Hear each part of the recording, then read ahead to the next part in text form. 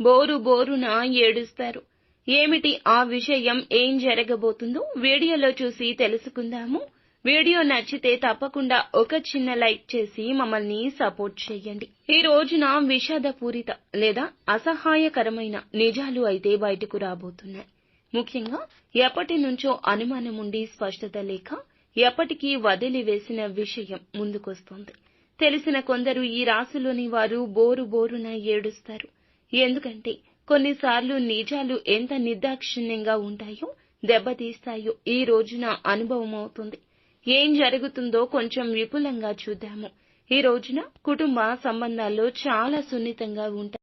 దుర్గా భవానీ జ్యోతిషాలయం మీ యొక్క ప్రతి సమస్యకి పరిష్కారం చెప్పబడును. అన్ని విషయాలు ఫోన్లో స్వయంగా చెప్పబడును. ప్రేమ, పెళ్లి, ఉద్యోగం, వ్యాపారంలో నష్టాలు, భార్యాభర్తల మధ్య గొడవలు, కోర్టు సమస్యలు, మనశ్శాంతి, ఆరోగ్య శాంతి, లక్ష్మీ శాంతి, గృహశాంతి, దిష్టి తీసిన నిమ్మకాయలు దాటడం, నరదిష్టి, నాగదోషం, ఆరోగ్య సమస్యలు, ఎటువంటి సమస్యలకైనా పరిష్కారం చూపబడును. మీ సకల సమస్యలకు పరిష్కారం చూపబడును. స్త్రీ పురుషులకు ఎటువంటి సమస్యలున్నా 100% పరిష్కార మార్గం చూపబడును. గురూజీ రామరాజు గారు.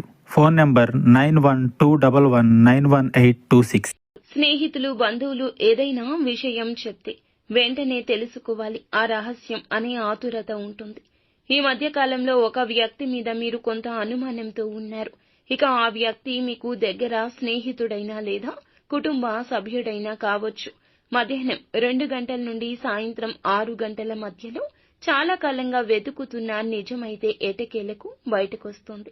ఇదొక మోసం కావచ్చు. ముఖ్యంగా డబ్బు సంబంధితమైన సాన్నిహిత్య సంబంధం, ప్రేమ విషయంలో అయినా కావచ్చు. కలలను కళ్లకు కట్టినట్లు కలిగించిన వారు వెనుక వేరే దారులు వెతుకుతూ ఉంటే కనుక అది తెలిసే అవకాశం ఉంది. ఈ నిజం తెలిసాక మీరు ఒక్కసారిగా కుప్పకూలిపోవచ్చు. కొందరికి ఆవేశం ఎక్కువవుతుంది, కానీ కొందరికి కన్నీరు మాత్రమే వస్తుంది.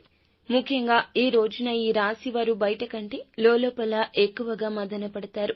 కాబట్టి ఎవరూ చూడకుండా ఏకాంతంలో కూర్చొని బోరున విలపిస్తారు.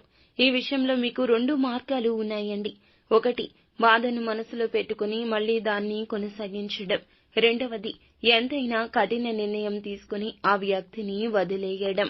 ఏది సరిగ్గా అనిపిస్తుందో మీరే నిర్ణయించండి. కానీ ఒకటి గుర్తుపెట్టుకోండి, వృత్తిపరంగా, ఆర్థిక పరంగా ఈ విషయంలోకి ఇంకెవ్వరినీ లాగొద్దు. మీ మనసులోని విషయాలు మనసులోనే ఉంచండి. బయటకు స్లిప్ అవ్వకూడదు. అలా చేస్తే ప్రతిష్టకు దెబ్బ తగులుతుంది. ఇక ముఖ్య విషయం ఏమిటంటే ఈ నిజాన్ని తెలిసి బాధపడితే తప్పకుండా కుటుంబానికి తెలిసే అవకాశం ఉంటుంది. మీ యొక్క భుజాలపై మీ ఇంటి వాళ్ళు సానుభూతి చూపిస్తారు.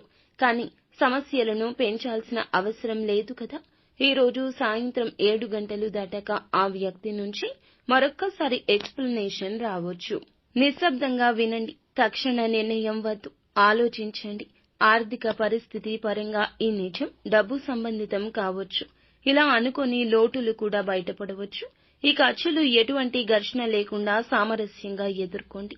ఎవ్వరికీ అప్పులు ఇవ్వడం లేదా తీసుకోవడం కూడా మంచిది కాదు. ఆరోగ్యం విషయానికి వస్తే ఎక్కువగా భావోద్వేగాలు, నిద్రలేని, హైడ్రేషన్, తలనొప్పులు ఉండొచ్చు.